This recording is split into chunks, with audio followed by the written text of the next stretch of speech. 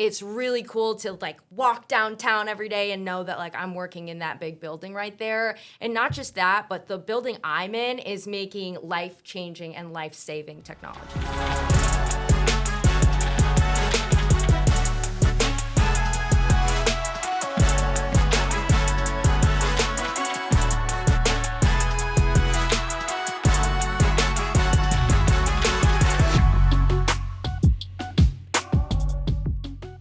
Welcome back to another edition of Push to Talk. My name is Eric Smith. I'm here today with Jaylyn Jimenez from Motorola Solutions. Hello. We got a great Women's Day and another women's podcast here. Thank you for coming on my show here. Of course. And I appreciate you coming down and making the drive from Chicago. Mm-hmm. Tell me a little bit about yourself. You're young in the business, I should say. Yep. That's kind of different and you know, from when I started in the business with Motorola and Beck Tech 12, 13 years ago. Mm-hmm. Let us get some insights on, you know, who you are and talk about your experience graduating from college and kind of, you know, becoming where you are today at Motorola. Yeah, so I graduated from college with a degree in communication and media. And I didn't really know what that would mean. I thought maybe I wanted to get in journalism, took a few journalism classes and realized that wasn't really the lifestyle for me. Then I got an opportunity to be an intern here. That was the summer going into my senior year of college. And I just had the best time at Motorola. I was the intern for the law enforcement vertical. I was a marketing intern. So that was my introduction to the world of security, the world of Motorola Solutions, tech, all of it.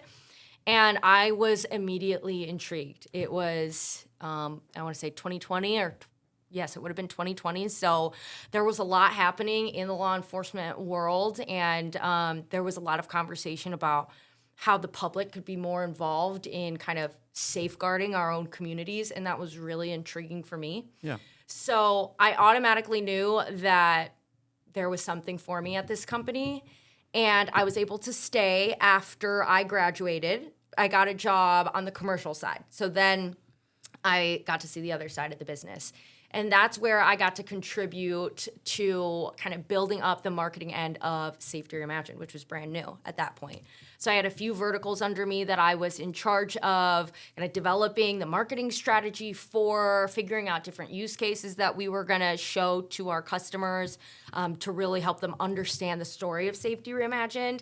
And again, I just like fell deeper in love with where tech meets kind of human communication and you know, how we get this technology into people's hands. And then after that job, I went back on the public safety side, still in marketing, and I did mobile video. So that's our body-worn camera and license plate recognition business. That, again, just really loved it. Again, I got a lot out of that experience too, and I knew that I wanted to get deeper into what Motorola had to offer. So now in my current role, which is more sales enablement, operations type of role, and I'm on the video security and access control side, which is a first for me. Awesome. I hear your Sharon Hung's whisperer in the background. Is that true? You and Don Cornett? Yeah, me and Don, we're together just doing all these things. I mean, working for Sharon Hong, who you know since you interviewed her, it's a really cool place to be. She's a lot of great ideas come from her mind, and she's trusted with a lot of really impactful things at the company. So it's been awesome to be a small part of that and figure out how things kind of work within our sales teams and sales engineering as well. Yeah, no, she's really great. Her ideas have been business changing for us, and the ecosystem, you know, you kind of hinted on, you've kind of bounced around, and Motorola has this big ecosystem called Solving for Safer. Mm-hmm. You guys are always evolving. You're always acquiring companies. You just acquired another company recently. You had a couple more acquisitions, a couple months ago. You guys are always, investing into your channel partners and into the technology. One thing I should say, 12, 13 years ago, you know, Motorola is really just a radio company, right? And I think that I always say it's not your father's radio or your grandmother's radio anymore. We can do so much more with radios and video surveillance, door access control, and just everything that you guys have acquired and pulled in strategically, right?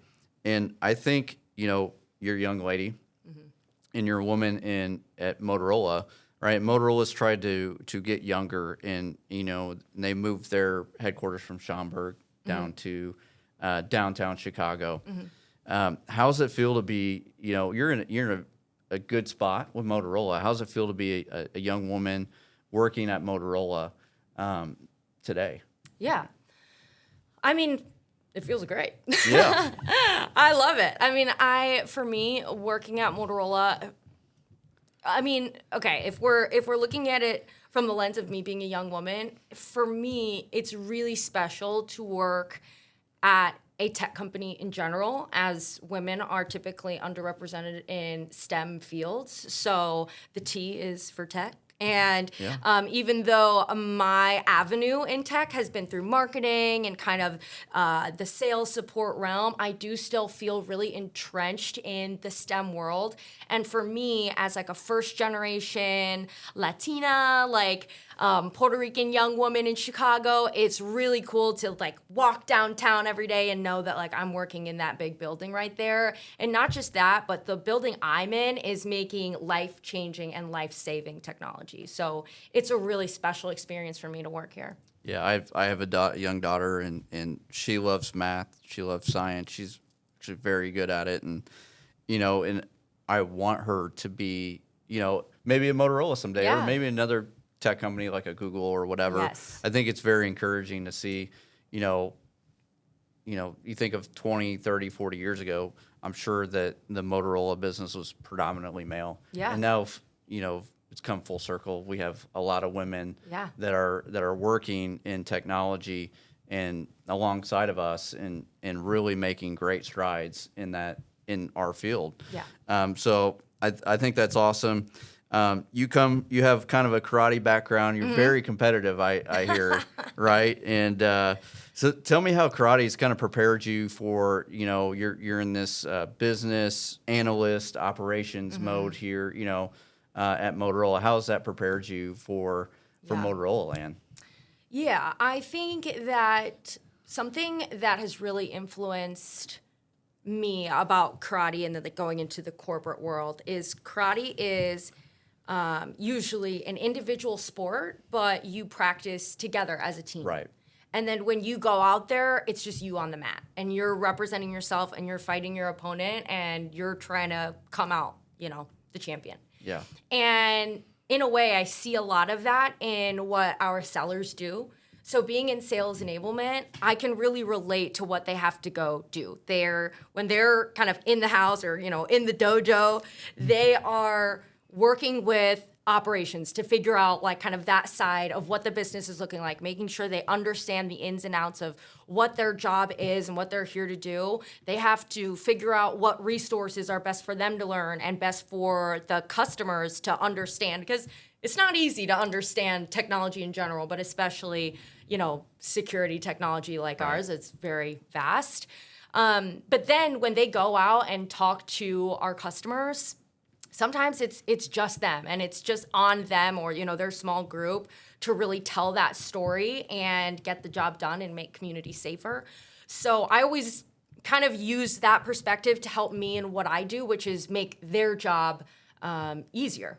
Do you ever go out and actually talk to the customer and help your channel partner and tell that story?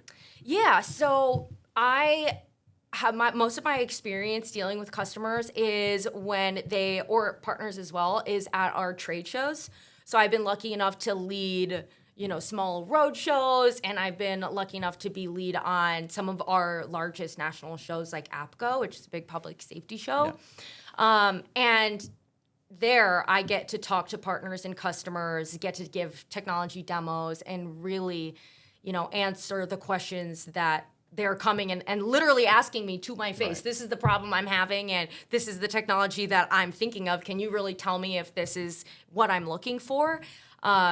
So those are really valuable moments and help me to figure out, what our customers' priorities are. Yeah. So do you have a favorite experience at all that you went to a customer site or a trade show or road show and it was kind of an aha moment for them when it comes to your solving for safer ecosystem? Mm-hmm.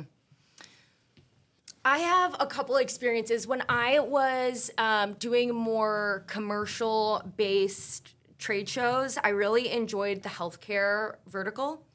And what I liked about that is it's an industry, as I kind of feel like security is, right? Like it's a tight-knit industry and they all know each other and they're all really working collaboratively. Even when they are from competitive companies, they're working together because at the end of the day, they just want people to be safer, Yes. in their communities and especially in their hospitals where people are going to try to, make themselves better. Right. So going and seeing how that industry works and the conversations that are being had to try to make hospitals better, that's really inspiring for me. And then demoing some of our body-worn camera technology and the back-end software to public safety officials at shows like ICP or APCO, that's really cool. I feel like a secret agent. Like when a chief is like asking me about how they can work the back end software and how they can Turn the get light off evidence and do automated transcription. I'm like, it's a lot of pressure, but it really does feel like I'm a secret agent. That's something I love about the job. Makes you feel good about yourself, right? You're making a difference. One thing here at Beck Tech, our motto, our family protecting yours. We really take that to heart. And what you guys, have done at Motorola is with this ecosystem has really given us the tools to succeed, whether it's the body cameras, right? The body worn where we can pair them with a radio when they hit the orange emergency button and it connects via Bluetooth and trigger alerts via cameras, door access.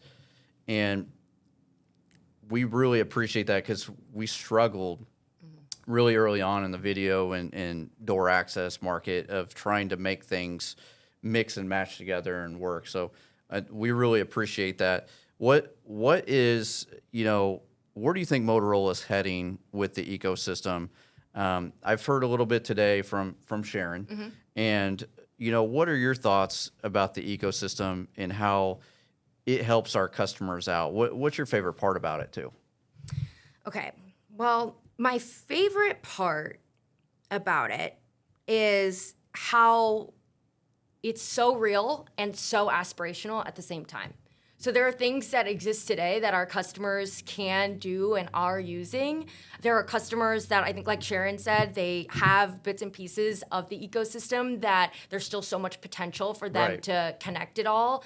But as you know, like Motorola is always innovating and adding more. And that's why I say it's aspirational, because no matter what they've uncovered that it can do, there's still more. There's always more. Yes. And there's never a stone left unturned.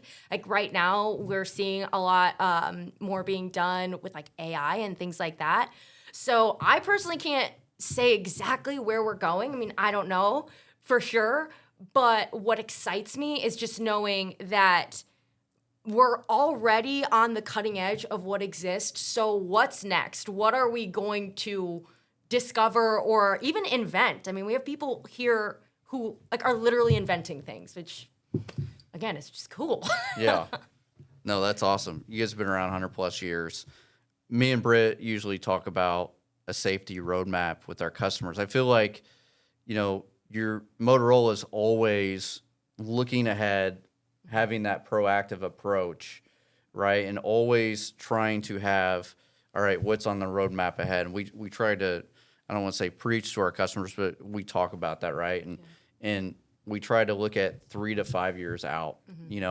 Hey, you don't have to do everything at once, right? With the ecosystem, there's so much there from the body cameras, the radios, cameras, doors, halo sensors, the vape sensors, the clean air sensors, to just recently acquired, Century ERS product, Panic Solutions that you have, Rave, which is a mass communication tool, mobile app, right?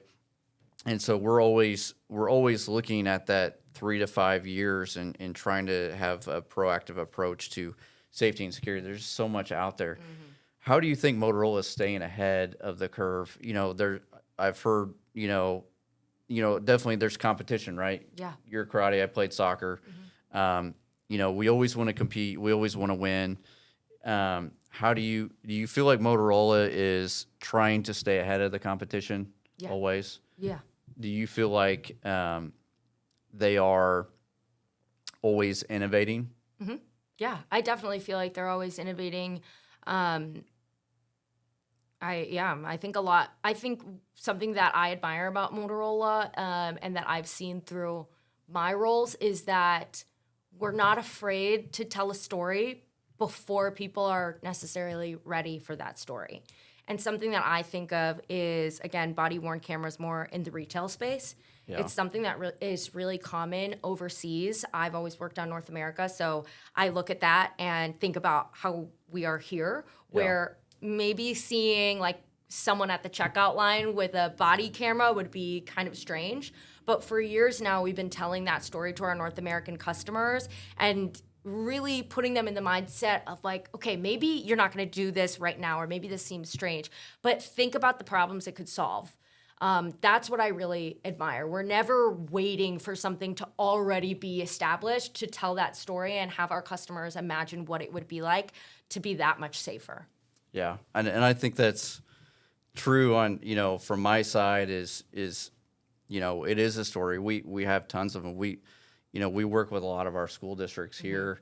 We work with a lot of our manufacturing businesses, and, we have so many customers that have utilized the AI from a parent search of trying to find, hey, someone picked up a kid from school that maybe wasn't supposed to, it was a parent, maybe it wasn't their day, and they could go back to the cameras within seconds and figure out, hey, that was a red truck and that was Johnny's dad, right, or whatever. And I think telling stories is a huge part of what we do and what you do and why we have had the success that we've had with the ecosystem. Before we go, Jaylyn, and if we make the long trip back and have some Casey's Pizza, right? Yes. Have some more Casey's Pizza, right? Taco pizza, was it good? There you go. Jinx, you owe me Casey's. That's right. Next time you come down. Motorola solving for safer. Will you give me 30 seconds to a minute of why Motorola compared to maybe another product or two that's out there? Why Motorola solving for safer?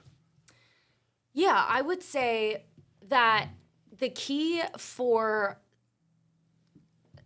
solving is the most important part of solving for safer, because it's solving, never solved. Right. It's always a continuous conversation, and that's really true to the spirit of Motorola.